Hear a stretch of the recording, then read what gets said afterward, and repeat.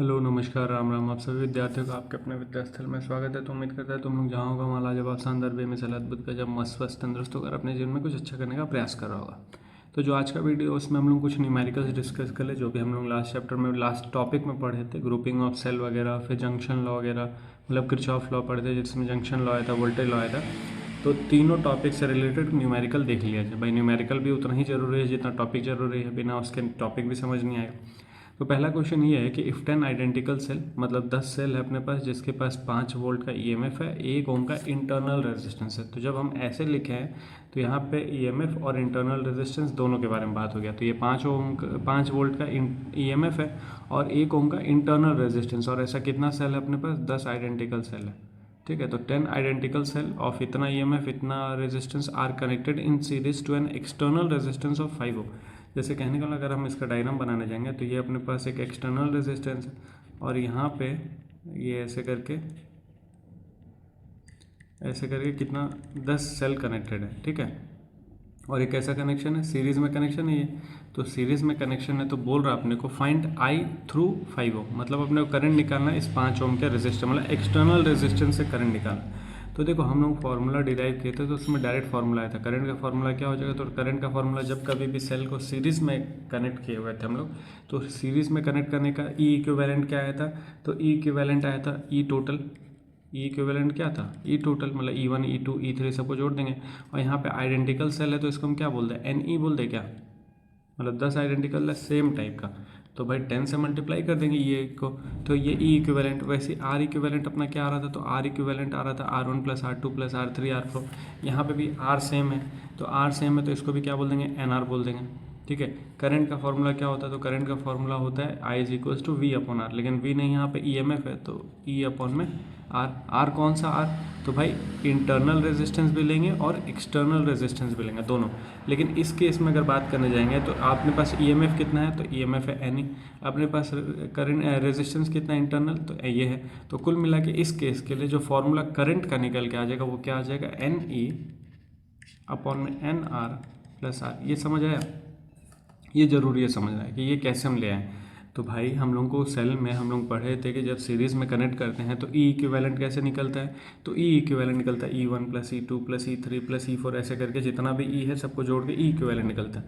लेकिन इस केस में सारा ई सेम है और कितना है? ऐसा 10 है। तो अब भाई जितना भी है, मान लिया n नंबर ऑफ ई है अपने पास और सब सेम है, तो ई इक्विवेलेंट कैसे निकलेगा? NE से निकल आएगा। सेम अगर सीरीज कॉम्बिनेशन है, इक्विवेलेंट इंटरनल रेजिस्टेंस निकालना है जिसको स्मॉल r से रिप्रेजेंट करते हैं, और सारा इंटरनल रेजिस्टेंस सेम है और कितना सारा n है, तो उसको हम कैसे निकालेंगे? NR से। करंट का फॉर्मूला भी हम लोग जानते हैं। करंट का फॉर्मूला क्या होता है? E/R। तो यहाँ पे E क्या लेंगे? E इक्विवेलेंट लेंगे, तो E इक्विवेलेंट लेंगे, और R क्या लेंगे? R इक्विवेलेंट लेंगे प्लस एक्सटर्नल रेजिस्टेंस लेंगे, क्योंकि भाई पूरे सर्किट में करंट के बारे में बात करना है ना। तो पूरे सर्किट में अगर हम EMF निकालने जाएंगे तो क्या होगा? NE आएगा। E इक्विवेलेंट को हम क्या लिखेंगे? NE अपॉन में टोटल रेजिस्टेंस लिखना है, टोटल, तो internal resistance plus external resistance.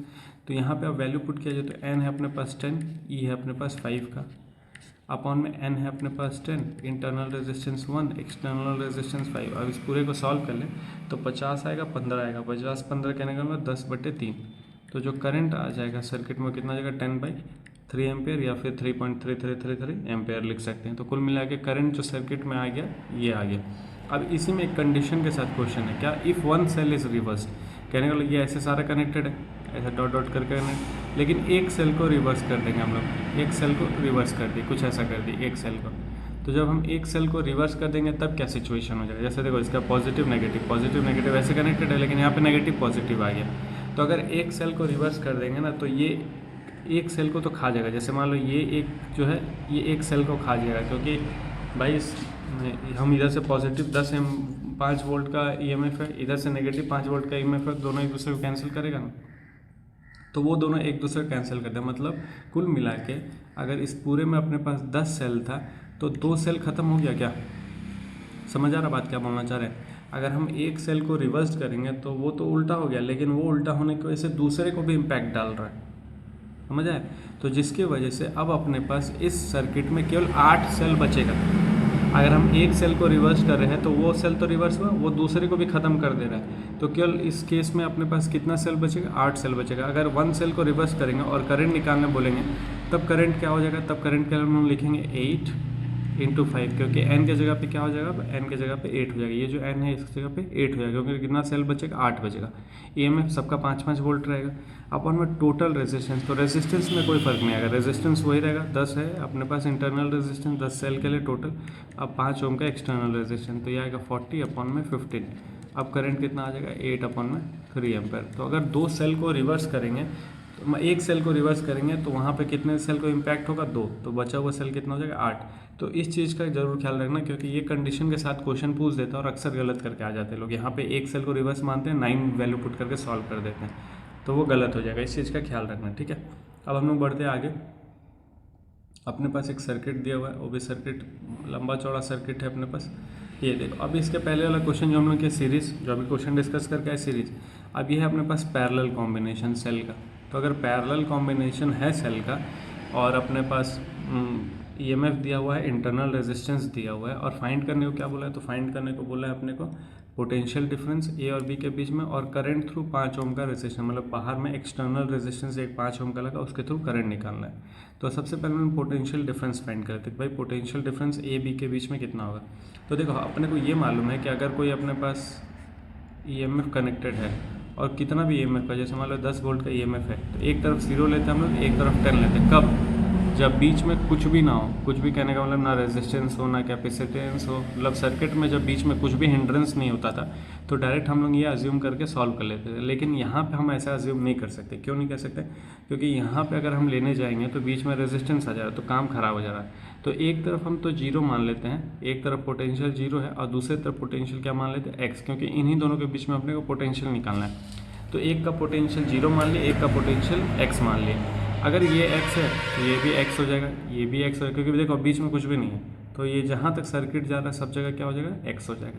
मतलब ये पूरे का पोटेंशियल डिफरेंस x, और इधर का पूरा पोटेंशियल क्या हो जाएगा, 0, क्योंकि बीच में फिर से कुछ भी नहीं है। तो ये हो गया अपने पास पोटेंशियल लेट करने का तरीका।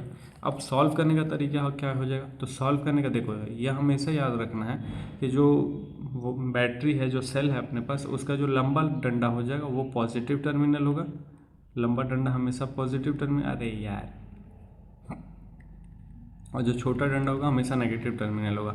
और करंट के डायरेक्शन में अगर हम ऐसे जा रहे हैं तो ये हमेशा रेजिस्टेंस का पॉजिटिव साइड होगा, ये हमेशा नेगेटिव साइड होगा। रेजिस्टेंस में अगर हम लोग लेने जाएंगे तो ये करंट डंडी के हिसाब से ये बड़ा डंडी हमेशा पॉजिटिव, छोटा डंडी हमेशा नेगेटिव, और करंट जिस डायरेक्शन से जा रहा है तो हमेशा पॉजिटिव से एंटर करेगा, नेगेटिव से निकलेगा रेजिस्टेंस के केस में। हमको निकालना है यहाँ पे पोटेंशियल। अब पोटेंशियल हम लोग कैसे निकालेंगे, तो भाई पोटेंशियल निकाल, देखो पहले इसको हम चेंज करते हैं। ये अपने पास क्या है, ये तो पता चल गया सीरीज़ कॉम्बिनेशन है। अगर सीरीज पैरेलल कॉम्बिनेशन है, ये पैरेलल कॉम्बिनेशन है और इसका पैरेलल कॉम्बिनेशन है सेल का, तो मतलब इस डायग्राम को अगर हम इस तरीके से बना दे तो कोई दिक्कत होना नहीं चाहिए, ठीक है। मतलब इस पूरे को हम क्या किए, ऊपर अपने पास जितना भी सेल था उसके लिए हम क्या निकालेंगे, ई इक्विवेलेंट। अपने पास जितना इंटरनल रेजिस्टेंस है सबको के लिए क्या निकालेंगे, आर इक्विवेलेंट, क्योंकि हमको ये पता चल गया कि ऊपर का जो भी कॉम्बिनेशन है सब पैरेलल कॉम्बिनेशन है। और हमको ये मालूम है कि अगर हमको नेट इक्विवेलेंट ई निकालना है, ई इक्विवेलेंट अगर हमको निकालना है पैरेलल कॉम्बिनेशन, जैसे अभी हम लोग सीरीज कॉम्बिनेशन के लिए देखें कि अगर आइडेंटिकल था तो NE/NR+R करंट निकाल लिया हमने। वैसे अगर हमको ई इक्विवेलेंट निकालना है कौन से कॉम्बिनेशन, पैरेलल कॉम्बिनेशन में, तो अपने पास रिजल्ट क्या आया था, तो E1/R1 plus E2/R2 plus E3/R3, और यहाँ पे सब अलग अलग है इसीलिए हम सबको अलग अलग लिख रहे हैं, प्लस E4/R4। ऊपर में अपने पास 4 है, अपॉन में 1/R1 plus 1/R2 plus 1/R3 plus 1/R4। ये तो ई इक्विवेलेंट आ गया। सिमिलरली अगर हमको ऐसे आर इक्विवेलेंट निकालना तो क्या हो जाएगा, 1, क्योंकि पैरेलल कॉम्बिनेशन है, 1/R1 1/R2 1/R3 और 1/R4, ये पैरेलल कॉम्बिनेशन है। मतलब इसको हम सॉल्व करके ई इक्विवेलेंट यहाँ निकाल सकते हैं, आर इक्विवेलेंट यहाँ निकाल सकते हैं, उसके बाद करंट भी तो निकाल सकते हैं। समझ आ रहा है। तो अभी देखो पोटेंशियल अभी हम नहीं सॉल्व कर रहे हैं, हम पहले करंट के लिए बात करें। ऊपर अपने को ऊपर वाले क्वेश्चन में पोटेंशियल भी निकालना है, करंट भी निकालना है। पोटेंशियल के हिसाब से बात करेंगे तो यहाँ पोटेंशियल 0 हो जाएगा, यहाँ पोटेंशियल x हो जाएगा, ये पोटेंशियल x हो जाएगा, ये पोटेंशियल 0 हो जाएगा। हम दोनों तरीके से सॉल्व करके बताएंगे, लेकिन पहले हम ये बताना चाह रहे हैं कि अगर पैरेलल कॉम्बिनेशन है तो उसको हम इक्विवेलेंट में चेंज करेंगे, इक्विवेलेंट में चेंज करके हम ई इक्विवेलेंट आर इक्विवेलेंट निकाल लेंगे। तो ई इक्विवेलेंट आर इक्विवेलेंट निकल गया, ये अपने पास 5 ओम का रेजिस्टेंस है, उसके बाद हम लोग करंट निकालेंगे। ठीक है, करंट कैसे निकलेगा, ई अपॉन में आर करके। तो हम लोग ऐसे सिंपल करंट निकाले, उसके बाद हम लोग पोटेंशियल निकालेंगे। पोटेंशियल कैसे निकलेगा, तो वो भी करंट निकलने का पोटेंशियल निकल जाएगा। तो सबसे पहले हम लोग करंट के लिए मेहनत कर लें। ई इक्विवेलेंट कितना आ जाएगा, तो E1 कितना था अपने पास, तो हम यहाँ कॉपी रखा हुआ है, क्वेश्चन है उसमें ई देख लेते हैं। तो E1 है अपने पास 10, R1 है अपने पास 2, ठीक है, प्लस E2 है अपने पास 30, R2 है अपने पास 3, प्लस 30 अपॉन में 6, प्लस 10 अपॉन में 1। ये अपने पास ऊपर वाला कहानी आ गया, ठीक है। इसको इक्वल्स टू को यहाँ लगाओ, 1 अपॉन R1 मतलब 1/2, 1/3, 1/6 और 1/1, ये आ गया। अब इसको सॉल्व कर लो, तो ये हो गया 5, यहाँ सॉल्व कर लेते हैं रफ वर्क। 5 हो गया, 10 हो गया, 5 हो गया, 10 हो गया, ये आएगा क्या, 5 10 5 10, तो ये कितना आ गया, 30 आ गया। तो ऊपर में आ गया 30 अपॉन में, एलसीएम लेके सॉल्व कर लेते हैं। तो एलसीएम लेंगे, 6 आएगा एलसीएम, 3 2 1 6, 6 3 9 3 12, 12/6 मतलब 6 आएगा कुल मिला के। तो कुल मिला के ई इक्विवेलेंट कितना आ गया अपने पास, 5 निकल के आ गया। ई इक्विवेलेंट निकल के आ गया 5। ऐसे अगर आर इक्विवेलेंट निकालने जाएंगे तो आर इक्विवेलेंट क्या आएगा, तो यहाँ लिखेंगे 1/2 प्लस 1/3 प्लस 1/6 प्लस 1/1। एलसीएम लेंगे, 6 आएगा यहाँ से, 3 2 1 6, तो 6 1 7 7 5 12, 12/6, तो कुल मिला के 2 ओम का आर इक्विवेलेंट आ गया। तो ई इक्विवेलेंट भी आ गया, आर इक्विवेलेंट भी आ गया अपने पास। अब हम क्या निकाल लें, करंट निकाल लें। तो करंट कैसे निकलेगा, तो I is equals to E upon में आर प्लस आर से निकलेगा। ई है अपने पास 5, आर है अपने पास 2 प्लस 5, तो कुल मिला के 5/7 आ जाएगा अपने पास करंट। 5/7 एम्पियर का करंट आ जाएगा इस सर्किट में। अगर करंट इतना आ गया, अब हम लोग क्या निकालेंगे, V निकालेंगे। तो V कैसे निकलेगा भाई, पोटेंशियल अगर अपने को निकालना है, जिसको हम A पॉइंट बोल देते हैं, क्या था A B किधर था, हाँ तो इधर B था, इधर A था, इसको हम B बोल देते हैं, इसको A बोल देते हैं, यही है ना। अपने को अब पोटेंशियल निकालना है, तो पोटेंशियल B और A का निकालना है, तो कैसे निकलेगा, तो पोटेंशियल भाई अपने को मालूम होना चाहिए, तब तो हम पोटेंशियल निकाल पाएंगे। तो पोटेंशियल एग्जैक्टली अपने को मालूम नहीं है, तो हम कैसे सॉल्व करके निकालेंगे। तो सबसे पहले इस साइड का पोटेंशियल माइनस इस साइड का पोटेंशियल। अब इस साइड पोटेंशियल में देखो कैसे करेंगे, तो इस साइड के पोटेंशियल को हम क्या लिख देते हैं, या फिर यहाँ पे एक और पोटेंशियल डिफरेंस, तो V B is equals to V A minus. अब यहाँ पे एक और चीज़ तुम लोगों को सिखा देते हैं, जो किरचॉफ वोल्टेज लॉ में इस्तेमाल होगा, लेकिन अब यहीं पे इस्तेमाल कर ले सिंपल करने के लिए। जैसे हम ये मान लेते हैं कि सर्किट में करंट इस डायरेक्शन में जाएगा, क्योंकि पॉजिटिव टर्मिनल ये है, नेगेटिव टर्मिनल ये है, करंट का डायरेक्शन ये, करंट का डायरेक्शन ये, करंट का डायरेक्शन ये, करंट का डायरेक्शन ये, करंट का डायरेक्शन ये, ठीक है। अब ये नेगेटिव है, तो रेजिस्टेंस में भी पॉजिटिव नेगेटिव का साइन होगा, ये होगा रेजिस्टेंस का पॉजिटिव, ये होगा नेगेटिव, ठीक है। हम क्या करेंगे, जैसे मान लो अगर हम लिख रहे हैं वी बी, हम क्या निकाल रहे हैं, पोटेंशियल एट बी। तो पोटेंशियल एट बी अगर लिख रहे हैं, तो करंट के डायरेक्शन से अगर जाएंगे, तो करंट के डायरेक्शन से जाने के लिए हमको क्या करना पड़ेगा, जो भी रास्ते में अपने पड़ेगा उसको सबको लिखना पड़ेगा। तो रास्ते में क्या क्या पड़ रहा है, तो सबसे पहले रास्ते में अपने पास पड़ा है रेजिस्टेंस, हम करंट का डायरेक्शन ये लिए, तो रेजिस्टेंस का जो सेकंड वाला साइन है वो लेना पड़ेगा अपने को, मतलब यहाँ पॉजिटिव साइन, और साथ में क्या क्या पास करेगा, इसे आई आर पास करेगा, तो आई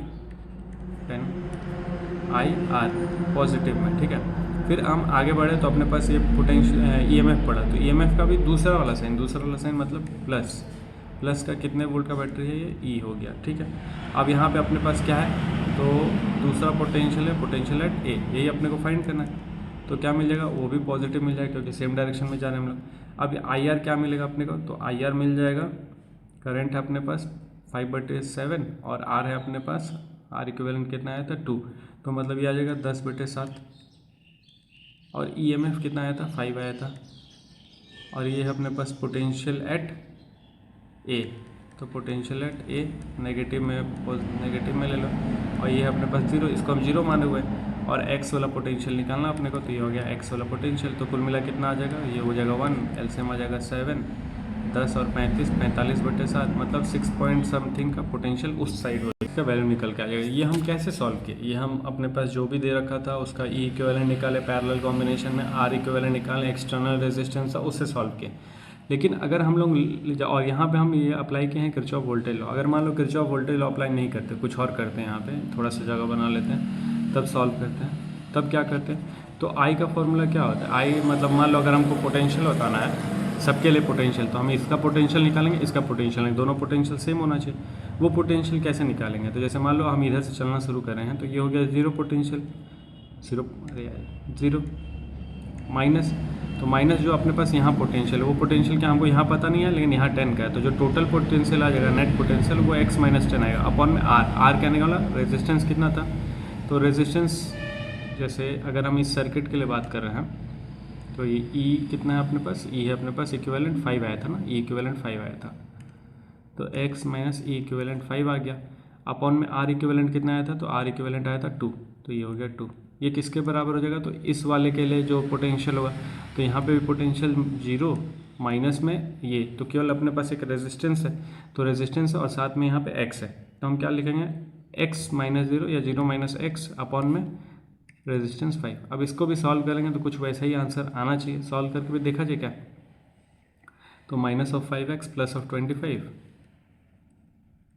और यह माइनस ऑफ 2x, तो कुल मिला के आएगा इधर आ जाएगा तो प्लस 3x, तो 7 के आसपास आ रहा, और देखो यहाँ 6 था, तो लगभग सेम ही आ रहा। ठीक है, तो अलग अलग तरीका हो सकता है सॉल्व करने का, लेकिन किस तरीके से क्या करना वो जानना जरूरी है। तो ये हम यहाँ अप्लाई किए थे किरचॉफ वोल्टेज लॉ, ये अप्लाई किए जनरली जो हम लोग जानते हैं, और यही वाला कॉन्सेप्ट अभी हम लोग ऊपर अप्लाई करेंगे। तो देखो इसको भी डिस्कस कर लिया जाए, जब अलग अलग दिया है तो सबको अलग अलग सॉल्व करके कैसे कर सकते हैं। तो हम लोग हर एक सर्किट के लिए, मतलब हर एक जो अपने पास ये सेल है उसके लिए हम लोग डिस्कस करेंगे। तो जैसे मान लो इस सेल के लिए अगर हम निकालने जा रहे हैं, तो इस सेल के लिए यहाँ का पोटेंशियल कितना है, जीरो, जीरो माइनस इधर का जो पोटेंशियल आएगा वो क्या आएगा, x माइनस 10 आएगा, ये नेट पोटेंशियल हो गया, अपॉन में रेजिस्टेंस कितना है 2, प्लस आगे बढ़ेंगे इसके लिए निकालेंगे तो 0 माइनस x माइनस 30 अपॉन में जो रेजिस्टेंस है 3, प्लस आगे बढ़ेंगे 0 माइनस x माइनस 30 अपॉन में 6 आएगा, प्लस आगे बढ़ेंगे इसके लिए 0 माइनस x माइनस 10 अपॉन में 1 आ जाएगा। फिर आगे बढ़ेंगे तो आगे अब नहीं बढ़ेंगे क्योंकि ये पूरा एक हो गया, और ये एक अलग हीरो है, तो अलग हीरो है तो इसको हम इक्वेट करेंगे इस अलग हीरो से।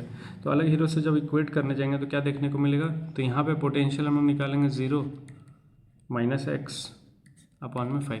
अब देखो यहाँ पे हम एक बात कह दे रहे, हो सकता है कि हम कहीं गलत ले लिए हों, कुछ हमको लेना था, मान लो एक बात हम कह रहे हैं x माइनस 10 लेना था, माइनस 0 लेना था, या फिर यहाँ पे x माइनस 0 अपॉन में 5 लेना था, मतलब ये कुछ भी एक गलती हो गया होगा हमसे, माइनर मिस्टेक हो गया होगा, तो आंसर में ना नेगेटिव का बस फर्क आएगा। जैसे मान लो होगा क्या कि अगर हम यहाँ पे क्या किए हैं, अगर हमको यहाँ पे ये लेना होता 0 माइनस एक्स अपॉन 5, ये लिए हैं हम, लेकिन अगर क्वेश्चन का रिक्वायरमेंट ये होता, मतलब सॉल्यूशन का रिक्वायरमेंट होता ये x माइनस 0 अपॉन 5, तो इन दोनों में क्या फ़र्क है, केवल फ़र्क है माइनस का। तो अगर हम सॉल्व करेंगे और हमारा आंसर कुछ और आएगा तो केवल आएगा प्लस और माइनस के फ़र्क में। ठीक है, जैसे मान लो किसी का आंसर +6 आ रहा है, मेरा आंसर अगर -6 आ रहा है, तो हम लोग में केवल साइन का फ़र्क है, और साइन की वजह से मतलब हम केवल साइन में कुछ मिस्टेक किया, आंसर गलत नहीं है, मेरा आंसर ठीक है, केवल साइन में कुछ गड़बड़ी है, तो बहुत बड़ा मिस्टेक नहीं होता है। और सीखते हैं तो ये सब मिस्टेक होना भी चाहिए, पता चलेगा क्या सही है क्या गलत है। तो बाकी जब इसको सॉल्व करेंगे तो कुछ ना कुछ आंसर निकल के आएगा, तो कुछ ना कुछ वो जो आंसर आएगा वो तुम्हारे हवाले है। अब मेरे पास अभी आंसर भी नहीं है इसका कि हम लिख के बता दें कि आंसर कितना आएगा एग्जैक्ट में, तो ये सॉल्व करना, देखना x का वैल्यू क्या आ रहा, तो x का वैल्यू जो भी आएगा वो तुम लोग जानना, x का वैल्यू जो आएगा वो आंसर हो जाएगा अपना, मतलब पोटेंशियल हो जाएगा इस वाले कॉर्नर का, और हमको वही पोटेंशियल ही तो निकालना था, पोटेंशियल डिफरेंस, तो एक तरफ 0 है, दूसरे तरफ जो भी आएगा वही आंसर हो जाएगा। ठीक है, अब इसमें दूसरा क्वेश्चन, ये तो पहला क्वेश्चन था, इसमें दूसरा क्वेश्चन क्या है, करंट निकालना। तो करंट, जैसे मान लो इस पूरे सर्किट के लिए अब हमको करंट निकालना है, तो करंट का फॉर्मूला क्या हो जाएगा, I is equals to E upon में R, और यहाँ पे E क्या है, तो जो पोटेंशियल है वही है अपने पास, और R क्या है, तो R है अपने पास 5। तो कुल मिला के जब इसको सॉल्व करने जाएंगे तो इस पूरा इक्विवेलेंट जो अपने पास पोटेंशियल है वो potential I is equals to V upon R, तो V हो गया x और R हो गया अपने पास 5, x का वैल्यू यहाँ रख के सॉल्व कर सकते हैं। तो कुल मिला के हम दोनों मेथड बता दें, मतलब अलग अलग सॉल्व करना हो तो भी कर सकते हैं, उसका E इक्विवेलेंट R इक्विवेलेंट निकाल के सॉल्व करना तो भी कर सकते हैं। तो मेरे हिसाब से ये ज़्यादा आसान है, मतलब E इक्विवेलेंट निकाल लिया, R इक्विवेलेंट निकाल लिया, उसके बाद हम लोग करंट निकाल लिए, तो ये ज़्यादा आसान है, E इक्विवेलेंट R इक्विवेलेंट, उसके बाद करंट निकाल लिए, करंट निकालने के बाद हम लोग पोटेंशियल निकाल लिए, पोटेंशियल हम लोग किरचॉफ वोल्टेज लॉ से भी निकाल सकते हैं, और जनरल जो हम लोग जानते हैं उससे भी निकाल सकते हैं। तो उम्मीद करते हैं ये क्वेश्चन समझ आएगा। अच्छा क्वेश्चन था, जो भी हम लोग क्वेश्चन डिस्कस किए दोनों अच्छा क्वेश्चन था। अब हम लोग चलते हैं तीसरे क्वेश्चन पे। अब तीसरा क्वेश्चन ये है कि दो सेल है अपने पास, एक है 10 वोल्ट का और इंटरनल रेजिस्टेंस 2 ओम का, एक है 20 वोल्ट का इंटरनल रेजिस्टेंस 3 ओम का, are connected to external resistance 10 ohm. मतलब दो सेल है, उसको 10 ओम की एक्सटर्नल रेजिस्टेंस से कनेक्ट करे, बोल रहा है find I through 10 ohm resistance. तो अपने को करंट फाइंड करना। तो दो कंडीशन है, सेल इन सीरीज और सेल इन पैरेलल। तो बना लिया जाए भाई, क्या है, सीरीज है मतलब दो है, एक है अपने पास ये एक्सटर्नल रेजिस्टेंस हो गया, ये अपने पास दो सेल हो जाएगा इंटरनल रेजिस्टेंस के साथ, ठीक है। और यहाँ पे क्या क्या दे रखा है, तो देने को ये दे रखा है कि 10 वोल्ट है और 2 ओम का इंटरनल रेजिस्टेंस है, और एक है 20 वोल्ट का और कितने ओम का है, 3 ओम का इंटरनल रेजिस्टेंस है, और साथ में इसको 10 ओम की बैटरी से कनेक्ट किया गया है। तो अब बोला है कि इसमें अपने को करंट फाइंड करना है। तो देखो फिर से वही हम लोग कर रहे हैं। करंट का फॉर्मूला क्या हो जाएगा, तो करंट का फॉर्मूला हो जाएगा ई इक्विवेलेंट अपॉन में टोटल आर। टोटल आर मतलब आर इक्विवेलेंट प्लस में आर। तो यहाँ से ई इक्विवेलेंट क्या निकाल, सीरीज़ है तो डायरेक्ट हम लोग ऐड कर दे, तो 10 + 20 ई इक्विवेलेंट आ गया। आर इक्विवेलेंट क्या आ जाएगा, तो ये भी सीरीज़ है, डायरेक्ट ऐड हो जाएगा, 3 × 2 = 5। और साथ में ये जो एक्सटर्नल रेजिस्टेंस है उसको भी हम लोग क्या कर लेंगे, यहाँ पे ऐड ही कर लेंगे। तो एक्सटर्नल रेजिस्टेंस भी कितना हो जाएगा, 10। तो कुल मिला के कितना निकल के आ गया, ये अपने पास 30/15 मतलब 2 एम्पेयर का करंट निकल के आ जाएगा। तो इस सर्किट में मतलब जब हम लोग सेल को सीरीज़ में कंबाइन कर रहे हैं तो जो टोटल करंट आ रहा है सर्किट में वो कितना आ जा रहा है अपने पास, 2 एम्पेयर का करंट आ जा रहा है। अब इसी को हम लोग पैरेलल कॉम्बिनेशन करेंगे। तो पैरेलल कॉम्बिनेशन के लिए फिगर बना के बता दे कैसे हो जाएगा। तो एक हो गया सेल ये इंटरनल रेजिस्टेंस के साथ, एक सेल हो गया ये इंटरनल रेजिस्टेंस के साथ, दोनों को हम लोग एक्सटर्नल रेजिस्टेंस से कनेक्ट किए हैं, ठीक है। ये हो गया कहानी। अब इसमें किरदार कौन कौन सा है, तो किरदार है 10 वोल्ट का और 2 ओम के इंटरनल रेजिस्टेंस के साथ, 20 वोल्ट का 3 ओम के इंटरनल रेजिस्टेंस के साथ, साथ में 10 ओम का एक्सटर्नल रेजिस्टेंस। तो ये है अपने पास दूसरा कंडीशन। अब ये पैरेलल है। अब पैरेलल के लिए हम कैसे सॉल्व कर लेंगे, तो वही निकालेंगे, ई इक्विवेलेंट निकालेंगे। ई इक्विवेलेंट कैसे निकलेगा, तो E1 अपॉन में R1 प्लस E2 अपॉन में R2। E1 क्या अपने पास 10/2 तो कुल मिला के 5, 20/3 तो 20/3 लिखते हैं। इसको सॉल्व कर लेंगे, 15 35 35/3 आएगा। तो ई इक्विवेलेंट कितना निकल के आ गया, 35/3। अच्छा एक तो गड़बड़ कर दिए ना यार, फार्मूला ये थोड़ी होता है। फार्मूला होता है E1/R1 E1/E2/R2 फिर 1/R1 प्लस 1/R2। फार्मूला ही गलत लिख रहे थे। तो ये आएगा अपने पास 5, ये आएगा 20/3 और 1/R1 का निकला 1/2 प्लस 1/3, 3 तो 5 और 6, तो कुल मिला के आएगा 1/2 तो 5/6 ये आ जाएगा, 5/6। अब इसको क्रॉस करके सॉल्व कर लेंगे अगर हम लोग, तो क्रॉस करके सॉल्व करने पे क्या मिलेगा, 15 35/3 मल्टीप्लाई बाई 6/5। तो ये 2 बार में, ये 7 बार में, तो कुल मिला के आ जाएगा अपने पास ई इक्विवेलेंट 14 आ जाएगा। उसी हिसाब से आर इक्विवेलेंट कितना आ जाएगा, तो आर इक्विवेलेंट आ जाएगा 5/6। और अगर हमको करंट निकालना तो करंट निकालने के लिए क्या फॉर्मूला है, ई इक्विवेलेंट अपॉन में टोटल आर। टोटल आर कहने का मतलब आर इक्विवेलेंट प्लस में आर। ई इक्विवेलेंट कितना आया 14, आर इक्विवेलेंट कितना आया अपने पास 5/6 और एक्सटर्नल रेजिस्टेंस कितना है 10। तो जब सबको सॉल्व कर लेंगे तो अपने पास कुछ ना कुछ आंसर निकल के आ जाएगा। वो आंसर कौन निकालेगा, तो वो आंसर तुम लोग निकालेगा। तो अब तुम लोग के हवाले वतन साथियों टाइप हो जाएगा, तो ये तुम लोग सॉल्व करके आंसर निकाल लेना। तो जो ऊपर सीखे हम लोग उसी का ही कंक्लूजन यहाँ पे डिस्कस कर लिया। अब हम लोग चलते हैं अगले क्वेश्चन पे। अगला क्वेश्चन ये है कि a register dissipated 192 joule of energy in 1 second. मतलब कोई रजिस्टर है जो कितना एनर्जी लॉस कर रहा है, 192 जूल ऑफ एनर्जी लॉस कर रहा है कितनी देर में, 1 सेकंड में। कब, जब 4 एम्पेयर का करंट पास कर रहा है उसे। तो बोल रहा है कि व्हेन करंट को डबल कर देंगे तो अमाउंट ऑफ थर्मल एनर्जी क्या होता है। एक तरह से हीट एनर्जी वाला क्वेश्चन हो गया ये। अब हीट एनर्जी वाले क्वेश्चन में हम लोग कैसे सॉल्व करते हैं, तो हीट एनर्जी का फॉर्मूला हम लोग क्या देखते थे, तो H = I² RT। मतलब ये डिस्कस नहीं किए थे लेकिन एनर्जी डिस्कस किए थे हम लोग। इलेक्ट्रिकल एनर्जी, इलेक्ट्रिकल एनर्जी में ये फॉर्मूला आया था I² RT, या फिर जो पावर डिसिपेटेड होता है, जो लॉस होता है, उसको लिए हम लोग डिस्कस किए थे I² RT। तो ये हीट के फॉर्म में पावर लॉस हो रहा है, तो हीट के फॉर्म में पावर लॉस हो रहा है, इसलिए हम क्या बोलते हैं, H बोलते हैं। I² RT, H कितना अपने पास, कितना एनर्जी है अपने पास, 192 जूल का एनर्जी लॉस हो रहा है कितने करंट से, जब 4 एम्पेयर का करंट जा रहा है। तो 4 एम्पेयर का करंट, कितना रेजिस्टेंस है, रेजिस्टेंस नहीं मालूम है अपने को, और क्या है अपने पास टाइम 1 सेकेंड, ये हो गया 1 सेकेंड। तो यहाँ से हम लोग कुल मिला के आर निकाल सकते हैं, तो 192 / 16 आ जाएगा, 192 / 16। 160 और 12, तो कुल मिला के रेजिस्टेंस जो आ जाएगा 12 आ जाएगा। 12 ओम का रेजिस्टेंस आ गया, मतलब जो रेजिस्टर है अपना कितने ओम का रेजिस्टर है, 12 ओम का। बोल रहा है कि तब एनर्जी लॉस क्या हो जाएगा जब हम लोग करंट को डबल कर देंगे और 5 सेकंड के लिए बात कर लेंगे। तो अब अपने को क्या बात करना, नाउ इसी में अब हम लोग बात कर लें कि अब एनर्जी लॉस बताना, एच बताना है कब, जब करंट को डबल कर दिए हैं और टाइम को, तो आई को अब क्या कर दिया, 8 एम्पेयर कर दिए हैं, टाइम को 5 सेकंड कर दिए हैं, तब हीट लॉस क्या हो जाएगा।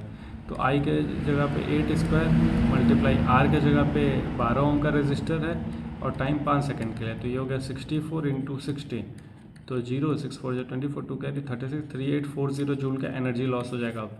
तो अगर हम लोग करंट को डबल कर देंगे और टाइम को 5 सेकंड के लिए देखेंगे, तब उस समय हीट एनर्जी या एनर्जी लॉस कितना देखने को मिलेगा, तो 3840 जूल का एनर्जी लॉस देखने को मिलेगा। तो उम्मीद करते हैं ये भी समझ आएगा। ये थोड़ा एक अलग हो गया, जो हम लोग सेल पढ़ रहे थे उससे एक अलग क्वेश्चन हो गया ये। अब हम लोग चलते हैं अगले क्वेश्चन पे। टाइम कितना हो गया भाई, तो लगता है इसी में टाइम खत्म हो जाएगा। अगला क्वेश्चन है कि combination of two identical cell whether connected in series और पैरेलल प्रोवाइड द सेम करें। मतलब कह रहा है कि दो अपने पास कॉम्बिनेशन है आइडेंटिकल सेल का, उसका हम लोग सीरीज में कंबाइन करें या पैरेलल कंबाइन करें, उसके थ्रू सेम करंट पास हो रहा है और जिसका एक्सटर्नल रेजिस्टेंस दे रखा 2 ओम का। तो बोल रहा है इंटरनल रेजिस्टेंस उस सेल का क्या है। तो देखो हमको क्या पता चला, फिगर बना लेते हैं, क्या दिक्कत है, फिगर बना लेते हैं। तो एक है अपने पास 2 आइडेंटिकल सेल है, तो ये हम रेजिस्टेंस क्यों बना रहे हैं, तुम लोगों का असर है भाई मेरे। ये 2 आइडेंटिकल सेल है जिसका कुछ इंटरनल रेजिस्टेंस होगा, इसको एक एक्सटर्नल रेजिस्टेंस 2 ओम से कनेक्ट किया गया है, ठीक है, ये बात हो गया कनेक्टेड इन सीरीज, और एक बार पैरेलल भी कंबाइन कर दे रहे हैं, तो ये हो गया पैरेलल कॉम्बिनेशन।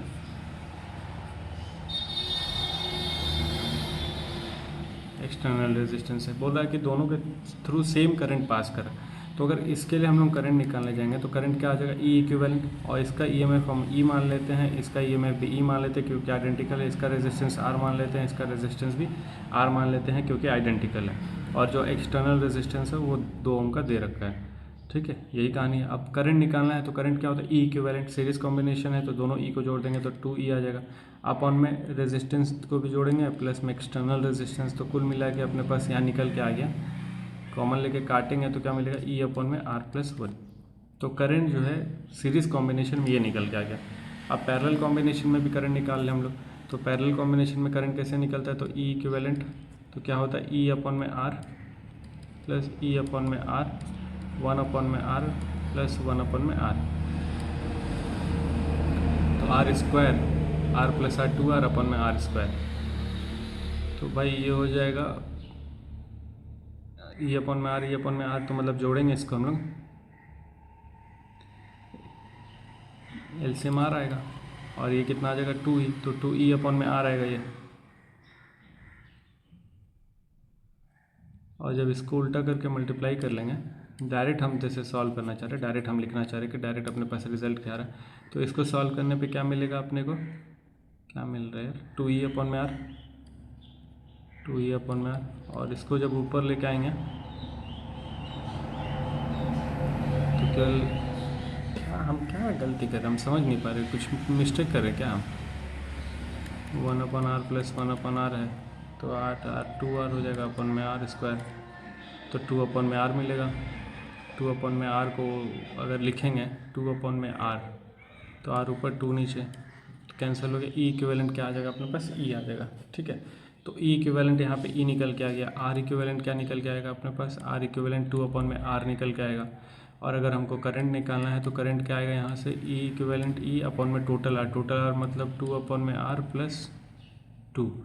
अब यहाँ से एलसीएम लेके या फिर हाँ ये हो गया। अब कह रहा है कि दोनों में करंट सेम होगा, दोनों में करंट अगर सेम होगा, मतलब दोनों केस में करंट सेम है और इंटरनल रेजिस्टेंस अपने को निकालना है, तो कैसे निकालेंगे, तो इक्वेशन 1 इक्वेशन 2, तो फ्रॉम फर्स्ट एंड सेकेंड, तो फर्स्ट एंड सेकेंड में E R plus 1 is equals to E upon में 2R प्लस 2, तो ई से ई कैंसिल, ये इधर आ जाएगा, तो 2R plus 2 is equals to R plus 1, LCM ले लेंगे R और इधर भेज देंगे तो R स्क्वायर प्लस R, तो यहाँ कुछ नहीं है तो 1 है, R उधर चला गया, तो कुल मिला के बचेगा 2 प्लस 2R और फिर सॉल्व कर लेंगे इस क्वाड्रेटिक इक्वेशन को, तो अपने पास आंसर निकल के आ जाएगा। और वो आंसर निकल के कुछ तो आएगा, तो मेरे पास तो आंसर नहीं है।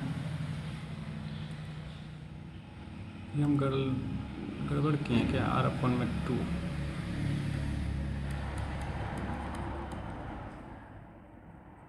ये 1/r होता है ना, 1/r इक्वलेंट, तो r + r 2r/r²। ये हम r इक्वलेंट उल्टा लिखे हैं, r इक्वलेंट उल्टा, r इक्वलेंट में होगा r/2, तो उस हिसाब से ये हो जाएगा r/2, तो उस हिसाब से ये हो जाएगा r/2, तो उस हिसाब से ये गड़बड़ है। तो ये सही कर लेना तुम लोग, छोटा सा माइनर मिस्टेक है, तो होता है भाई, इंसान से गलती होता है, भगवान से गलती हो गया तुम लोगों को बना के, तो हम तो एक इंसान है, तो हमसे थोड़ा मोड़ा गलती तो हो ही सकता है। ठीक है, बात यह है ना कि हमको लेट हो रहा है, लेट इसलिए हो रहा है क्योंकि जाना है ब्रांच, और क्वेश्चन डिस्कस करें। कितना बचा? अच्छा चलो लास्ट क्वेश्चन है, इसको भी डिस्कस कर लेते हैं। और अभी सारा काम बचा है करने को, अकेले ही है यार, सब कुछ घर का सारा काम मुझे ही करना पड़ता है, सफाई भी, शॉपिंग भी, वॉशिंग पाउडर तो वही, इसको सॉल्व कर लेना, आंसर आ जाएगा। तो करेंट अपने को इंटरनल रेजिस्टेंस आर निकालना था, इसको सॉल्व करके आ जाएगा। अब हम लोग इस क्वेश्चन को डिस्कस कर, मतलब आज का लास्ट क्वेश्चन है, वैसे वीडियो भी काफ़ी लंबा नहीं, ठीक है 30 मिनट का, ठीक है। अभी तो बचा ही है भाई, जंक्शन लॉ, वोल्टेज लॉ सब बचा ही, उस पर न्यूमेरिकल, उसको नेक्स्ट क्लास में डिस्कस कर लेंगे। तो ये है अपने पास एक सर्किट, इस सर्किट में अपने को पोटेंशियल डिफरेंस निकालना है E2 के थ्रू। तो E2 ये है अपने पास, E2 के थ्रू अपने को पोटेंशियल डिफरेंस निकालना है। तो देखो सबसे पहले हम लोग को क्या मालूम होना चाहिए, यहाँ पे देखो सेल कैसा दिखाई दे रहा है, तो इसका पॉजिटिव टर्मिनल ये है, नेगेटिव ये है, इसका पॉजिटिव ये, मतलब एक तरह से उल्टा सेल रखा गया क्या एक दूसरे को। और सबसे पहले ही क्वेश्चन में हम लोग डिस्कस किए थे कि जब कभी भी सेल मतलब सीरीज़ में है और सेम तरीके से हम लोग अरेंज किए हैं तो ऐड करेंगे, लेकिन अगर एक सेल को रिवर्स कर देते हैं तो दूसरे को काउंटर करता है, मतलब उसको डेसिपेट करता है। तो इसे अगर हम देखें, ये 8 वोल्ट का सेल है, ठीक है, ये अपने पास 8 वोल्ट का, ये 2 वोल्ट का, तो मतलब एक तरह से ये इसके पास ज़्यादा पावर होगा, मतलब ये ज़्यादा अपना करंट सप्लाई कर सकता है एज़ कम्पेयर टू दिस। तो हम इसके डायरेक्शन ऑफ करंट को लेंगे कि ये किस तरफ करंट का डायरेक्शन भेज रहा है, उस हिसाब से हम सॉल्व करेंगे। तो इसका करंट का डायरेक्शन ये हो जाएगा, कहने का मतलब ये पॉजिटिव टर्मिनल, ये नेगेटिव, उसी हिसाब में ये पॉजिटिव टर्मिनल, ये नेगेटिव, मतलब इसको अगर देखेंगे तो करंट का डायरेक्शन ये होगा, लेकिन इसको देखेंगे तो करंट का डायरेक्शन ये हो जाएगा। लेकिन भाई जीतेगा कौन? जीतेगा ये, जीतेगा क्यों? ये क्योंकि ये 2 वोल्ट का बैटरी है, 8 वोल्ट का बैटरी है, तो इसलिए ये जीत रहा है। तो हम इसके डायरेक्शन ऑफ करंट को ही सर्किट में लेंगे। तो सर्किट में कुछ ऐसा करंट फ्लो हो रहा है, ये मान लिए कि यहाँ पे भी करंट ऐसा कुछ फ्लो हो रहा है, हम ऐसा मान के चल रहे हैं। तो अगर हम ये मान के चल रहे हैं कि भाई सर्किट में ऐसा कुछ करंट फ्लो हो रहा है, तो हमको अब ये देखना है कि ये 8 वोल्ट का बैटरी इंटरनल रेजिस्टेंस 2 ओम का, ये 2 वोल्ट का बैटरी इंटरनल रेजिस्टेंस 4 ओम का, हमको पोटेंशियल।